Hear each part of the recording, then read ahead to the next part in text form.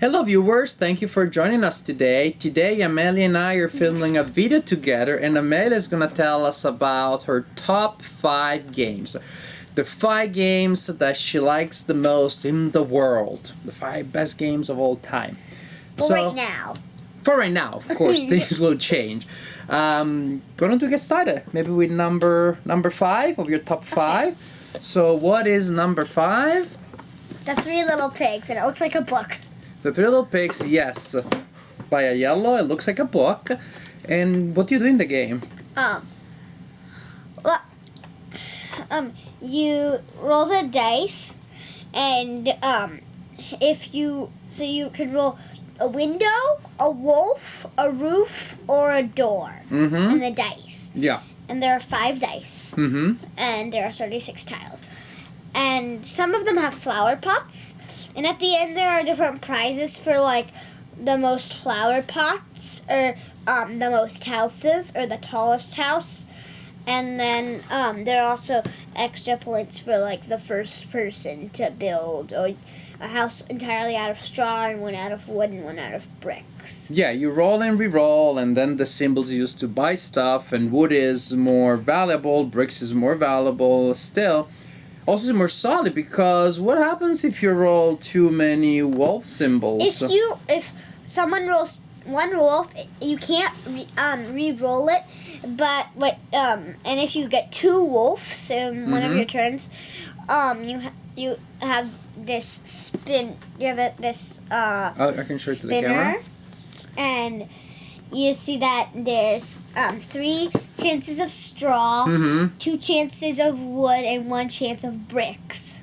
So the one that's a result of the spinner is the material that the wolf will attack. So it's more likely that straw will go down, easily will be destroyed, wood not so much, and brick is very solid. As this game is so thematic, it really fits the story, and yet it's still so incredibly fun as a game. I agree with Amelia, this is one of my favorite games of all time. This game just has hidden layers of depth, and you can play with, at any age. You've been playing this for a couple of years now, and we always liked it. So what do you like about it? Is it exciting? Is there something you like in particular about this game? It's funny to see when, like, the window comes off of the house. It's just like a door and a roof. And also, like, just a window sitting on the floor with a roof on top. True. Sometimes the houses end up looking a little funny, especially if the wolf has destroyed part of the section. And you also like when my houses go down. I think that's something you enjoy. We know that. So this is number 5 of Amelia's favorite games. Also, it has a 1 on the side, like, and there's a little pig on it. Yeah, because it was the first in this line, and it's these games. I think it's actually number 0. We have it. It's one that they forgot to put the number, so it looks 0, but it's like 4 or 5, which is a pity because we have all of them. And you look great on the game shelf. It looks like a bookshelf. Yeah. Number 4 of Amelia's favorite games is Sagrada. Sagrada. Beautiful right now it's game. Backwards. Well, it's upside down here, but the front is okay. So Sagrada, you draw dice from a bag, and then what do you do with them? You roll them, and there are different orders that, like, you have to put on. So, like, you choose a card, and then there are some that, like, have instructions of what you have to put there. Like, some say how many numbers, or like, what number, and some say what color, and then you have to place all the dice. And form a certain pattern. You cannot repeat numbers or colors too much. So, like, in one of my lines, like, around it, like, so let's say that I had a board that will look like this once you've started. I'll show it to our friends. And then this is what it might look like before you've started. Yeah, exactly, with nothing in it.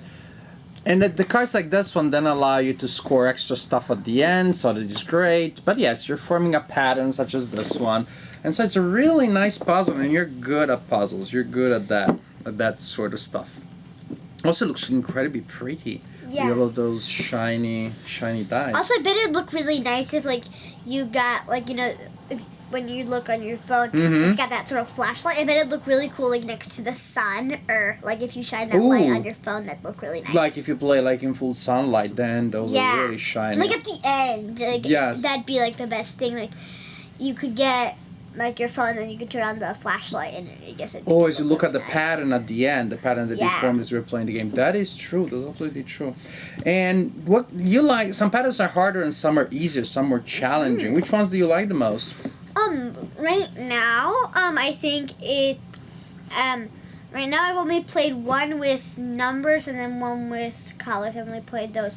I bet that there might be. Are there? I can't. No, I remember. mean you played the Are there- game more than twice. I mean you play several. Yes, with... I know, but I know that I've played more than one. Okay, you remember those in particular. Yeah. Okay.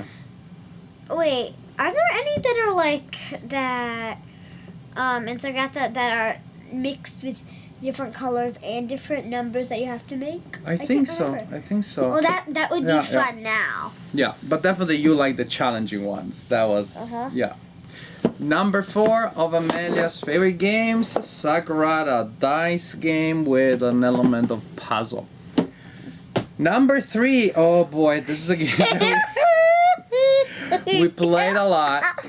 We must have played at least 30, 40 times, I kid you not. And I think I won it maybe once. Yes. Twice. Amelia always wins at this game. 3 at the most. 3 at the most. King of Tokyo! King of Tokyo! Such a fun game. I wish I could win more often. What are you doing, King of Tokyo? Well, I always like to be Cyber Bunny, but if you look really close, it's actually like a really, really tiny bunny. That's her Instead of a favorite monster. Huge armor if you look really close. That's her favorite one. Oh, Amelia yeah, always yeah. won the Cyber Bunny. So you have a giant monster, you have the Cyber Bunny, sometimes had the dinosaur or the King Kong So I want guy. to show what I mean. Mm-hmm. Yeah. Well, why don't you tell them? Why didn't you look at the camera and tell them while I look for the piece? Oh, you found it. This is Cyber Excellent. Bunny. So you have a little wheel. You start at 0 victory points and 10 health. There are special cards that allow you to get to 11 or 12 health. But then it's standard. Mm-hmm. Yeah. You have these dice, and you have 6 dice, but then you have these 2 little dice. Those are special The ones. green, Mhm. because if you like, there's a certain card in here somewhere where you can get like one of these dice that you like that no one else uses, just you use. So basically you're going to use 3 main things to do stuff, which is you're going to use some cards with special effects, Then and you've got this Amelia's tiny- strategy is to get as many as possible, and it seems to be a good strategy. And then you see these little energy cubes, like on here it shows you that some of them see like some of the cards have like effects, and the little First number in the cost. corner. Yeah, first is the That's cost. how many like energy cubes I have to pay. And to to get collect the energy cubes, you need to get symbols from the dice. So basically you roll the dice once, twice, or 3 times, and then you use the symbols to do stuff. You cannot heal in Tokyo. This is Tokyo. Yes. So you can be in Tokyo, outside of Tokyo. When you're in Tokyo, you're scoring points because you're the king of Tokyo. But then everybody attacks you and you cannot heal. Well, you cannot use hearts. Yes. Sometimes you can Because find there other are, ways like, of healing. I remember the ones I was in Tokyo and I had this card that like allows you to heal every time, and I kept like getting myself healed, and it was so fun. Not for me, but yeah, it was really fun for you because you won. See. And And just Tokyo City, you can play with 2, 3, 4 people. Yeah. But then there's Tokyo Bay, which is 5 to 6 players. So two monsters can be in Tokyo. And this game really, you and I mean, the point is you need to know how long you're gonna stay in Tokyo, so you collect points, but you don't get wounded so much that you die Yeah, because 'cause you if win. you die, you're dead, and you need 20 victory points to win. So either you collect 20 victory points or you're the last monster standing.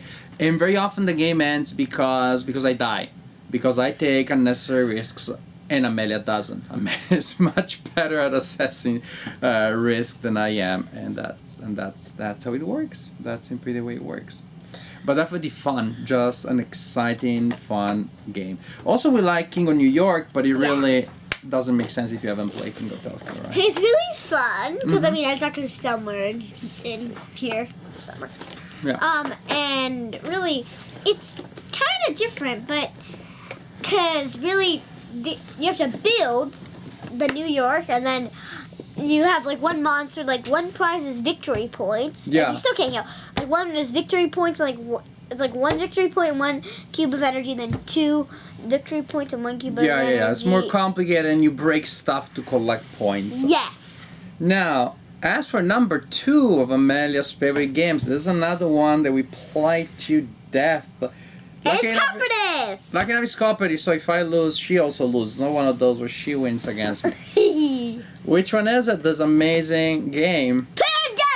Pandemic, a modern classic, definitely a classic in the Arnaldo family. I really, really love the medic. Mm-hmm. Cause like once you've cured one of them. Yeah, once you get the cure of a disease, yeah. Like you just walk around and like clean them for no actions. They but disappear. usually, like if it's someone else, I can't remember. Scientist? Yes, the scientist would have to spend one of their actions. You got 4 actions. Like they have to spend one of their actions to clean up. But the medic, once you've cured it, just walk. Vaporizes them. Even before then, the medic can remove all cubes with a single action, so that is still pretty rewarding and satisfying. Mm-hmm. And it's really what's great about Pandemic. You know, an adult can play more about the strategy, about, connecting things and making sets. And a young player has the fun of cleaning up. It's so intuitive. There's disease and that is bad, and she comes in and scoop them all up. But then it's still about working with dad and with other kids or adults, so we can find those cures, right? Mm-hmm. So it's kind of fun to coordinate that way. Wait, let's meet in China so I can give you this card, and then you get on a flight, and then you go somewhere else. And it's cooperative. Yes, finally. Other things that you like about this game? You think it's hard to win? Well, the fun thing is that to win, you gotta make sure that the deck is still there. Yeah. Like your deck of cards. You don't want, and if it like overflows, so like if there's 3 of the disease cubes, which are in your Let's not open. I don't want to lose the piece. what But color yeah, size are they? like if there are too many diseases on the board, you don't Like- have cubes. Okay. There are no cubes So to add there's diseases. You disease lose. cards, and then there are the different places that have like all the different little dots. The outbreaks. Yes. I think you're thinking about the So- outbreaks. Like you put the cubes Yes. on if there's 3, and then let's say there's 3 in China, and then I draw China, Oh yes, yes. and then I'm like then I have to put a cube on. But I can't. So it outbreaks. Really, what happens is, Yeah, when you're supposed to put a third cube and you can't, then you put it in all locations next to it.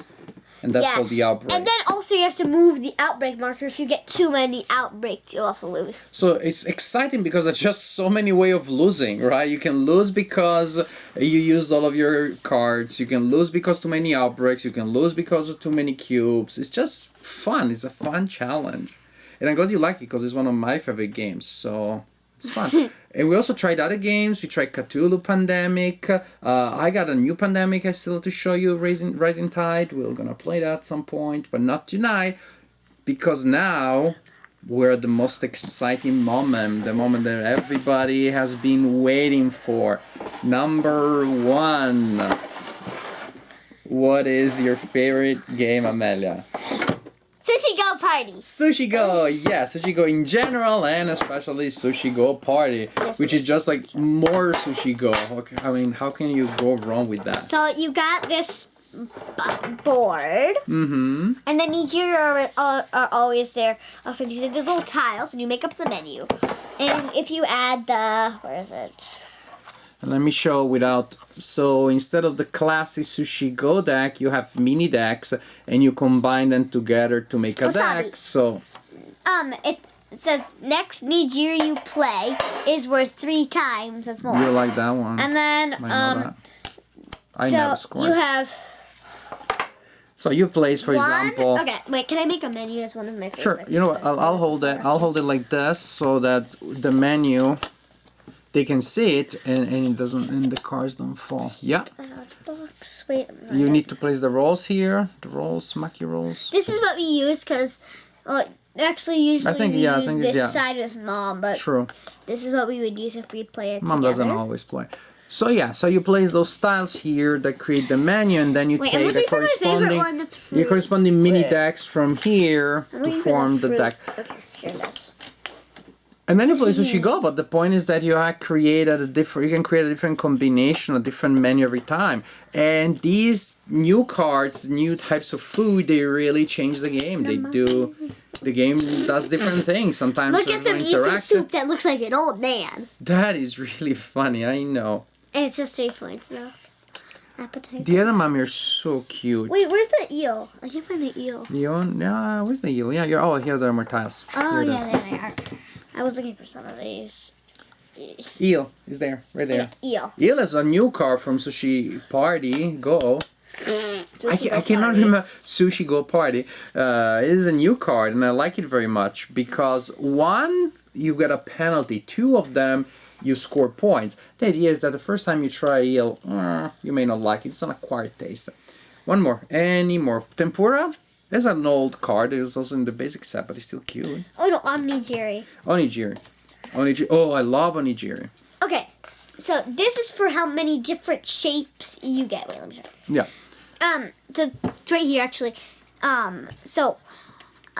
There are 4 different types of nigiri, of omnigiris, and if I have one of the omnigiris, that's 1 point.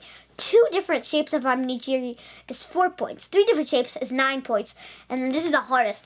4 different points, 16 points. I know. Crazy, but pretty tough to pull off. So you have your menu, and then you're playing a game that's all the fun stuff of Sushi Go. You're drafting cards, it's fast, everybody plays at the same time. You are better than me at saving dessert for the end. I'm only just trying to score this round. At the end of the game, I think I'm winning, and then you come back with that final scoring of 20,000 million points. So you have all the fun of Sushi Go with more variety. I'm not surprised that this is your favorite game because it's almost like a box of games because it just can play so many different ways. The takeout box, use when flip over a card. Like let's say that it's almost the end of a round and I'm left with. Let me just read it. Flip over any previously played cards. They are not worth 2 points. So suppose you only have one eel that will give you negative points. You flip it, so you don't get the penalty, and you score 2 points instead. And you can do as many as you want in one. So, what do you really like about this? Not just about this or that. I don't know that we ever use this. Yeah. What do you like? Not just about this or about specific things, but in general about the experience of Sushi Go Party. What are the things that you like the most? Well, I think it's really cool that it has a board, and I think it's fun when you're right over, you're 60, you have to go to 0. They're like, oh my gosh, I'm 65, I have to go to 5, and then 70, 10, and then yes, you move around the board with the scoring thing. And about just Sushi Party in general. Why can't I say Sushi Go Party? About the Party Go Sushi in general? Sushi Go Party. Yeah. It's fun because I can play all these different games with it. Also, I made up this game with my sister. It's funny. Also, the little thingies look like bottles. Yeah. Yes, you can just play with those bottles. And so your sister believes that she's playing the real game and you're just making it up as she knows that it's not the real game. Okay, good. There are times where it's also, I got it for Christmas. Yay. That was up. The whole family rejoiced, especially me, that she got this for Christmas. And there's a Sushi Go Party. We can leave it here for now. Thank you all for watching. This is Amelia's favorite game, and I hope you enjoyed the entire video and the other top 4. 4 plus 1 is 5. So you enjoyed the top 5 by Amelia. Amelia, do you want to say anything to say bye to our friends? Bye. Clear, simple, and up to the point. And I don't think I'll join in saying bye.